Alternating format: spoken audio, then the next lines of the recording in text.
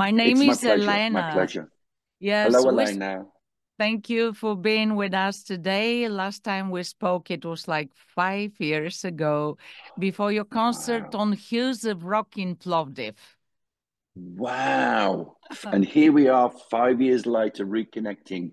How beautiful is this? It's so great to see you and to hear your voice again. Thank you so much for your time. How are you? How's the tour going on? Where are you right now? Oh, we're full of blessings, full of metal blessings. Today I am talking to you from Copenhagen in Denmark. Good. We are on what's called the second European leg. We've been to so many places already. Finland, Sweden, France, Germany, Spain, Belgium, the Netherlands, all in about 3 weeks. So, you wake up each day and you go, where am I today? It's the speed of rock and roll on these tours. But I tell you, there's something very special happening for Judas Priest right now, because as you may have heard, it's the 50th anniversary since our first record, 1974, with Rock'n'Roller. And here we are 50 years later with Invincible Shield. There are very few bands that have been able to achieve this milestone in their career. So there's a tremendous amount of refocus on Judas Priest happening right now, and on heavy metal. I think the world is looking at heavy metal in a different way than it used to. And that's the joy of the way that music can push itself into your life.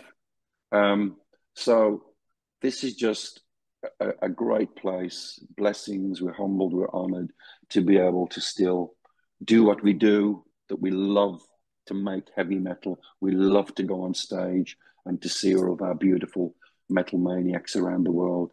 And especially after such a long time, come back to beautiful Sofia for a great night of screaming heavy metal. Yeah, it's all great. It's all good.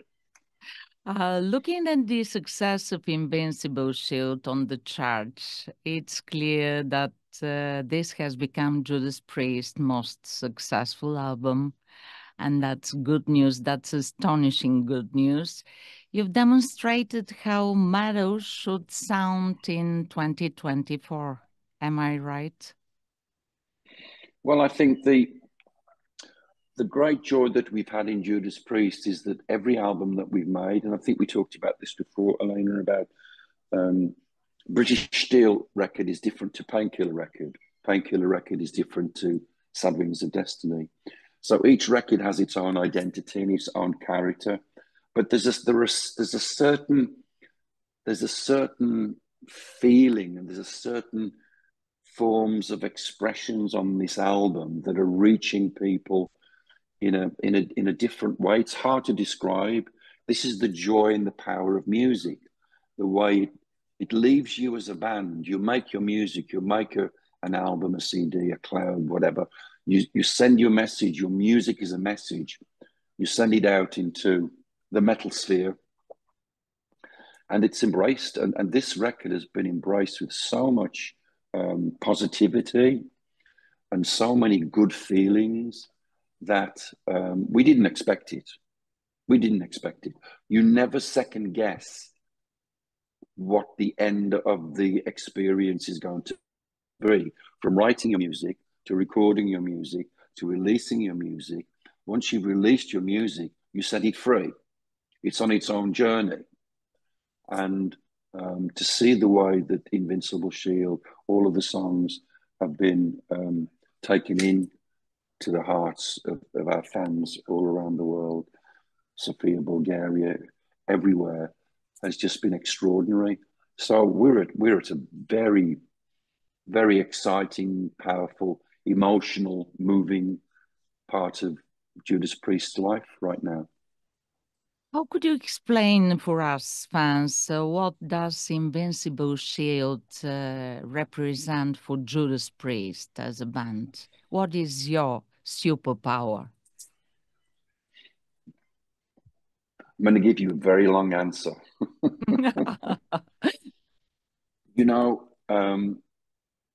Judas Priest has been defending the faith of heavy metal, not just the music, but everything related to heavy metal since we began. And as we were making this record, it's my job as the lyricist to find ideas, to find expressions, to find song titles that convey not only the music that you're making as you create an album, but to give a title, a significant title that sends a potent message idea that says, this is Judas Priest, this is our music, and this is an invincible shield. So then I remember the day when I'm sitting at my home in Phoenix and I'm on my little PC, laptop, and a pencil and some paper, writing things down. And I got the word invincible. And then suddenly from nowhere, this is the joy of creativity. Artists will tell you, we don't know where these things come from. You have to grab them quickly like lightning in a bottle. And then I think of the word shield, and I put the two together, invincible shield. Like, wow, this is Judas Priest. We're an invincible shield in heavy metal, what we've been doing for so long. And then I go, wait a minute, all of us, every single person on the planet has an invincible shield inside of them. And what I mean by that is we all are gifted by God to have this never-ending well of faith, this never-ending well of hope, this never-ending well of preservation, this never-ending well of sustaining ourselves, our families, our friends. Everything that we do together comes in the form of the power of an invincible shield. So that was a bonus. That was not only the title for the music, but it was also a title for everybody. All of us have an invincible shield. When you think of some of the things that each of us have been in our lives, have had a challenge, we've had a dark moment, whether it's a medical issue, whether it's work, whether it's something very, very potent, but we've survived, we've pushed through. We look back now and we go, how did I get through that? You know, that's your invincible shield. That's the power that humanity has to survive in every aspect of what that word suggests. What does survive mean? It means many, many things. So the joy of having the title of the album be so expansive was just again another extra blessing. So there you have it. Invincible shield for Judas Priest and invincible shield for humanity. Yeah, at the same time, you have a great responsibility as a person who's conveying certain messages to a large public. Isn't it sometimes overwhelming to have such a great responsibility as a band that's making a history? Yeah, it can be. It can be. You have to find a balance. You have to find a harmony. I love the power of words. Words can do many, many things. The way you choose words, the way you put words together, they can lift you up. They can bring you solace. That can bring you, again, hope. That can bring you all of these things. They can also bring negativity. That can also bring destruction. That can bring war. That can bring political angst and disruption in separating the light from the dark, the truth from the lies. All of these things can be made together by words. I love words. I love putting words together. So when I was writing Panic Attack, and I'm talking about the way that social media can be used in a very potent and sometimes disinformation conspiracy theories, all of these attitudes, all of these emotions, all of these ideas come from words. They come from people speaking. They come from people sending instant messages, writing, in various forums and quorums on the internet. So I think deeply about things like that, and I try to convey those personal feelings and ideas into songs that are still full of joy and power and excitement and energy and good feelings, and that's a tricky thing to do, because Judas Priest isn't a political band. We're not a socially motivated band. We don't speak out too much on these types of world affairs, world events. But I thought, for this record, I'm going to take a leap of faith, because our fans are smart, our fans are intelligent. They understand this world that we live in when we talk about that side of the social media, that side of the internet, the double-edged sword of the internet, the good, the bad, the light, the dark, the yin, the yang. And it's turned out that Panic Attack has been the most rewarding song for our fans that we've made. So yes, there is a responsibility. There's a responsibility from your creativity to do your very best, not to accept anything just for acceptance. Work really hard.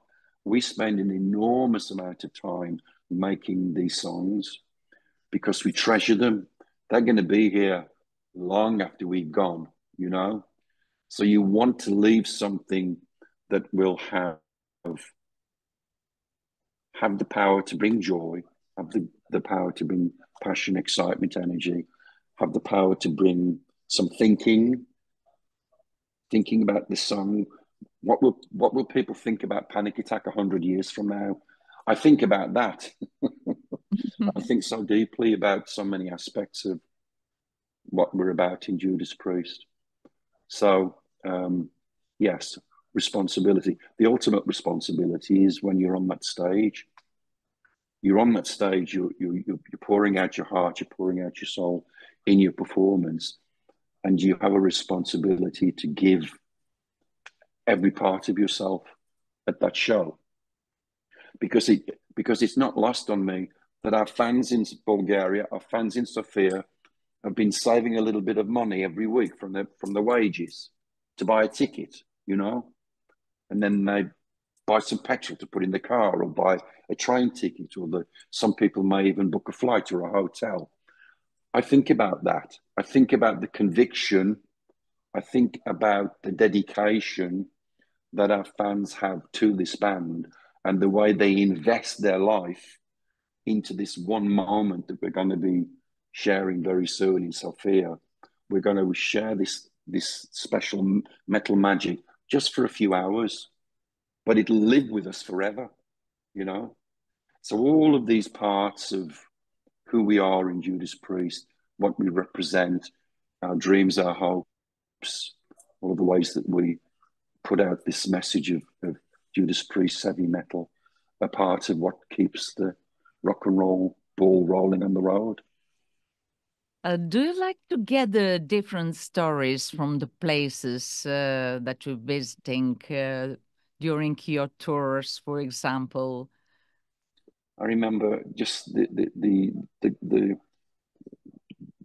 profound love that was given to us when we came to Sofia, Bulgaria for the first time. We went out for lunch somewhere in the hills and overlooking the city, and just the way that the Bulgarian metal fans embraced us, and we embraced you back, because you have a very special country that's so full of a variety of traditions and cultures, Ottoman, Greek, obviously Bulgarian, Slavic, everything. It's like a very, very beautiful part of the world that is special and unique.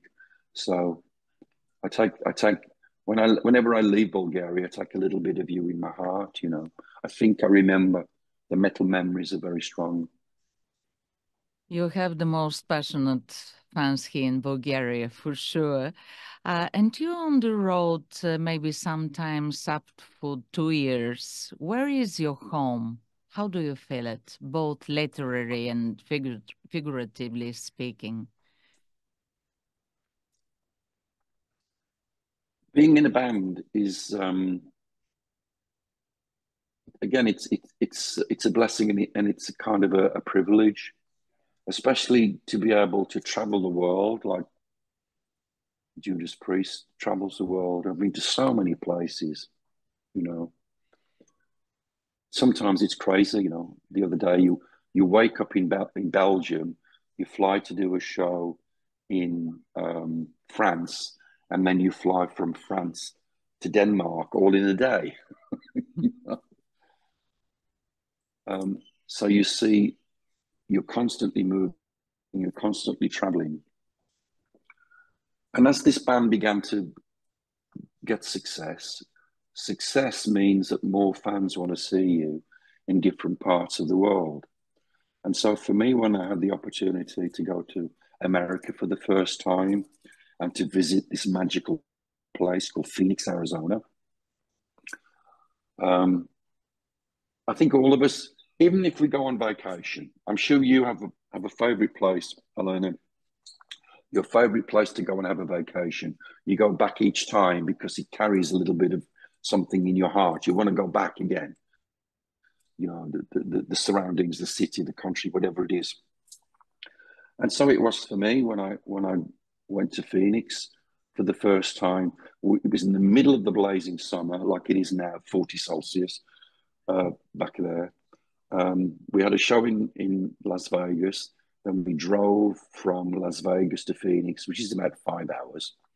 And I remember stepping off the tour bus and opened the door, and it was still like 35 Celsius at 4 in the morning. And what is going on, you know? And I just started to walk around as the daylight began. And I see the cactus, and I see the mountains, and I see the desert. And I go, wow, you know, when I was a little kid growing up in England, I would watch the television. I would watch the cowboys and Indians, the Western shows, you know, and I would feel, oh, is that a real place? Can I go there? Is it fantasy? And I was able to go there. I was able to go to Phoenix, Arizona, and the southwestern states of America. And it just hit me. It just hit me so strongly that I remembered that day, and this is 1977, 78. Remember thinking, I'm gonna stay here. I'm gonna come back. I'm gonna come back. So I've been there. I've had a home in Phoenix since 84, 85. So that's one place that's very, very special to me, and I always look forward to going back. Equally, I look forward to going to my little tiny house in Walsall, which I bought with my first record royalty check. Because if you can own your own house, it's just the way we are. We all would love to say, this is my house, you know. I worked hard for it. So I still have my little house in Walsall. And that's it for me. Those two places are places that I call home. My real heart will always be in England. I'm an Englishman, but I have the joy and again the pleasure and the privilege to travel all of these places around the world. It's just a dream, you know. We keep doing it. This tour started in the UK. We did some European shows. We did some American shows. We did Europe again. We're doing America again. We finish in Japan, in Tokyo, on December the 16th. And there is almost a year of the life of Judas Priest and the travels that we go on. But I tell you something, Elena, what you do realize when you're able to travel this much and meet so many people, we're all the same. We may speak different languages, but our hearts are all the same. The needs that we have are all the same. You know, we all have family, we all have friends, we have work, we have colleagues at work. It doesn't matter, we're all the same. And the world seems a smaller place. When you travel like this, you realize this little tiny speck of dust in the universe is where we live. And we're all the same people. All of us want peace. All of us want love. All of us want to be able to put food on the table and shoes on the feet of our kids. The very simple, basic necessities of life are the same all around the world. So you get to experience this. And again, I can't believe how lucky I am as a man to have had these great opportunities, and I'm eternally grateful for them. Yes, and would you please dedicate a verse from a Judas Priest song to your Bulgarian fans instead of an autograph? This is a great question. What a great question. What a great question. I'm going to say that we in Judas Priest send our love to all of our fans throughout Bulgaria with the title track from Invincible Shield, because the chorus says, "Invincible can never be defeated. Invincible, we stay united." And I just love what that means for us as friends in metal and as friends to everyone in Bulgaria. Judas Priest's message and our autograph to you is Invincible Shield. Thank you so much. We love you. We love you so much, Judas. Thank you so much. Take care. We're waiting for you on the 19th of July in Sofia. Sophia, we can't wait to see you back. Thank you, Elena. It's been a beautiful interview. Much love to you and everybody that's been listening to us today. And we'll see you soon live on stage.